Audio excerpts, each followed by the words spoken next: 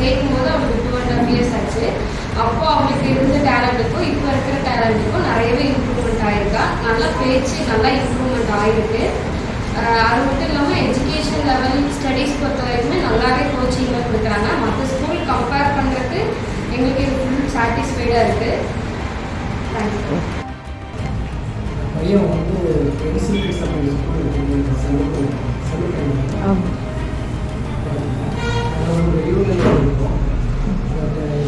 பையன் வந்து முன்னாடி வந்து கிட்ஸ் ஃபீல்ட் ஆஃப் ஸ்கூலில் தான் வச்சுருந்தோம் ப்ரீ ஸ்கூலில். இப்போ வந்து எல்கேஜிக்கு வந்து ஜாயின் பண்ணிட்டேன். நம்ம அங்கே கிடச்ச அதே குவாலிட்டி அந்த சர்வீஸ் எல்லாமே வச்சுருக்காங்க. Happy thanks to the school, thanks to the teachers.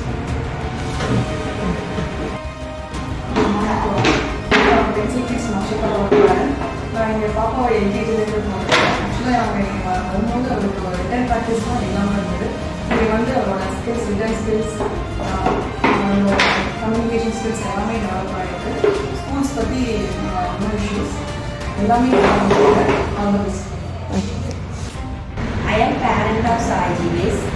He is studying Pencil Kids. இந்த ஸ்கூல் பார்த்தீங்கன்னா ப்ரீகேஜிலேருந்து என் பையன் படிக்கிறான். ஸ்கூலில் பார்த்தீங்கன்னா ஸ்டார்டிங் வந்துட்டு குழந்தைங்களுக்கு சோஷியல் இன்ட்ராக்ஷன் தான் ரொம்ப முக்கியம் இப்போ இருக்கிற சுச்சுவேஷனில். அதனால் பிள்ளைங்க இந்த ஸ்கூலுக்கு வந்ததுக்கப்புறம் ஸ்பீச் டிலே என்ன இருந்தாலுமே மேம் இருக்கிற மேம் எல்லாம் பார்த்தீங்கன்னா சரி பண்ணிடுறாங்க. அதுக்கப்புறம் பார்த்தீங்கன்னா ஃபுட் சாட் தான் குழந்தைங்களுக்கு மெயின் இது. அது இங்கே பார்த்தீங்கன்னா மண்டே டு ஃப்ரைடே வரைக்கும் கரெக்டாக இந்த ஃபுட் சாட் தான் ஃபாலோ பண்ணுறாங்க. அதே மாதிரி தான் அதுக்கு அவங்க சொல்கிற மாதிரி தான் பேரண்ட் நாங்களும் கொடுக்குறோம். இதனால் என்ன பெனிஃபிட்னு பார்த்தீங்கன்னா குழந்தைங்க சாப்பிடாத குழந்தைங்க இங்கே வந்ததுக்கப்புறம் எல்லாமே சாப்பிட்டுறாங்க. அது ஒன்று. நெக்ஸ்ட் பார்த்தீங்கன்னா ரெஸ்பெக்ட். குழந்தைங்க வீட்டில் பேரண்ட்ஸ் கிட்ட ஆகட்டும், நெய்பர்ஸ் கிட்ட ஆகட்டும் கொஞ்சம் அப்படி இப்படி இதானாலும், ஆனால் இந்த ஸ்கூலுக்கு வந்ததுக்கப்புறம் அவங்க பிஹேவியர் ஃபுல்லாக சேஞ்ச் ஆகிடுது. அதே மாதிரி பார்த்தீங்கன்னா லேர்னிங் அதே மாதிரி தான்.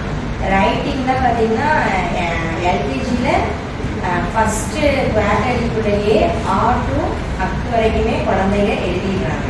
அவங்களுக்கு எந்த ஒரு ஸ்ட்ரகிளும் இல்லை. நம்ம வந்துட்டு நம்மளும் பேரண்ட் நம்மளும் வந்துட்டு ஸ்ட்ரகிள் பண்ணி சொல்லி கொடுக்க வேண்டிய அவசியம் கிடையாது. அவங்களே ஃபுல் அண்ட் ஃபுல் ஹோம்ஒர்க் இருந்தால் எல்லாம் எழுதிடுறாங்க. பேரண்ட்ஸாக நானும் இல்லை, நிறைய பேரண்ட்ஸுமே சொல்கிறது அதுதான். ரைட்டிங் ஆகட்டும், லேர்னிங் ஆகட்டும், குழந்தைங்க எதுவுமே வந்துட்டு ஸ்ட்ரகிள் பண்ணுறதில்ல. அதே மாதிரி மேனஸ், சாரி, ப்ளீஸ் இந்த மாதிரி கேட்குறதுல கூட குழந்தைங்க எல்லாருமே கரெக்டாக இருக்காங்க.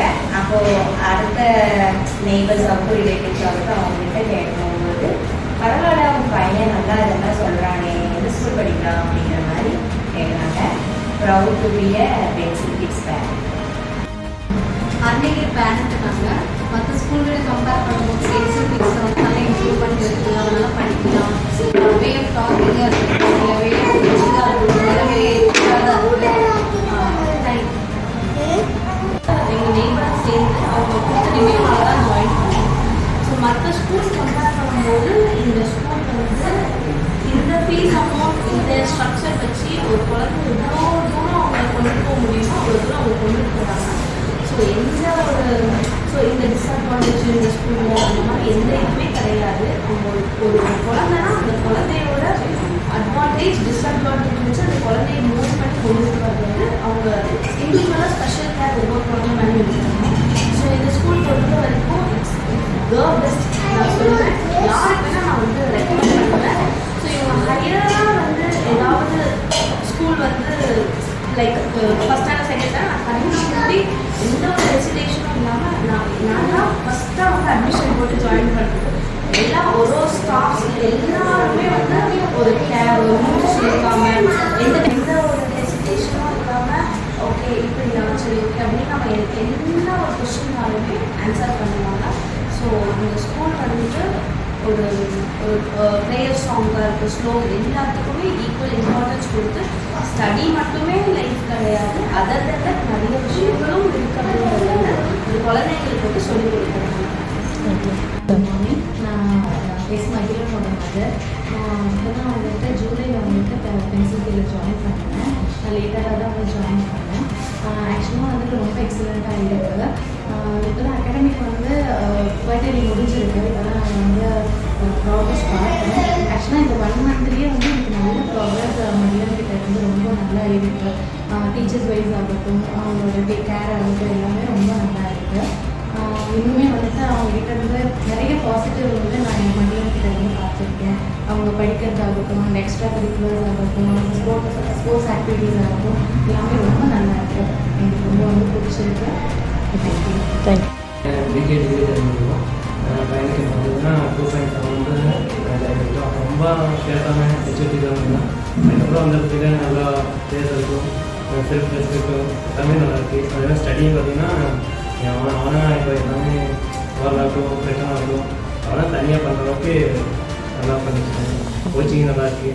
அதே மாதிரி பார்த்திங்கன்னா டிசிப்ளின் இன்க்ளூடிங் குழந்தைகளை பார்த்துக்கிறது, அவங்க சாப்பிட வைக்கிறது எல்லாமே நல்லா இருக்குது. பென்சில்ஸ் பற்றி சொல்லணும்னா நமக்கு எந்த ப்ராப்ளம் இல்லைங்க. ஏன்னா நான் ஃபஸ்ட்டு என் பையனை சேர்க்குறதுக்கு முன்னாடியே எல்லாருக்கிட்டையும் கேட்டிருந்தப்போ வந்து நிறைய பேர் வந்து பென்சில் பிக்ஸ் சஜஸ்ட் பண்ணாங்க. நாங்கள் வந்து சரி ஒரு டவுட்டில் வந்து ஜாயின் பண்ணியிருந்தோம். ஆனால் என் பையன் வந்து ஜாயின் பண்ணதுக்கப்புறம் எந்த அளவுக்கு இம்ப்ரூவ் ஆகிறான்னு அதை நிறையா பேர் சொல்லியிருக்காங்க.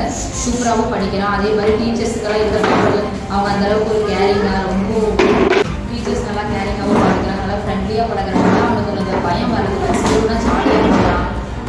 எங்களுக்கு எந்த ஒரு இதுவும் இல்லை. ஒரு அனுப்புறது அடம் பிடிக்கிறது நல்லா படிக்கிறான். நம்ம எதுவும் சொல்லித்தர தேவையில்லை. நம்ம ஒரு டைம் சும்மா ரிவிஷன் மாதிரி ஒரு டைம் சொன்னால் போதும், அவனே எல்லாம் சொல்லிக்கிறோம். நமக்கு எந்த ஒரு இதுவும் வைக்கிறது இல்லை. அதனால எங்களுக்கு ரொம்ப பிடிச்சிருக்கு.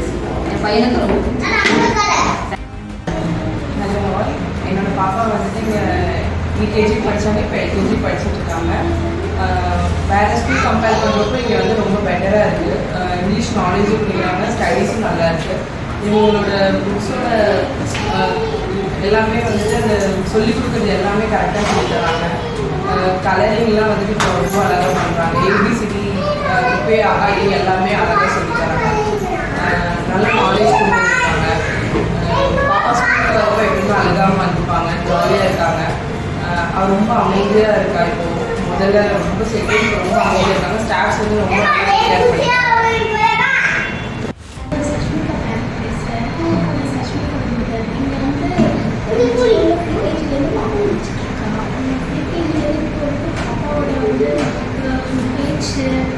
படிக்கிறது எல்லாமே எனக்கு ரொம்ப பிடிச்சிருக்கு.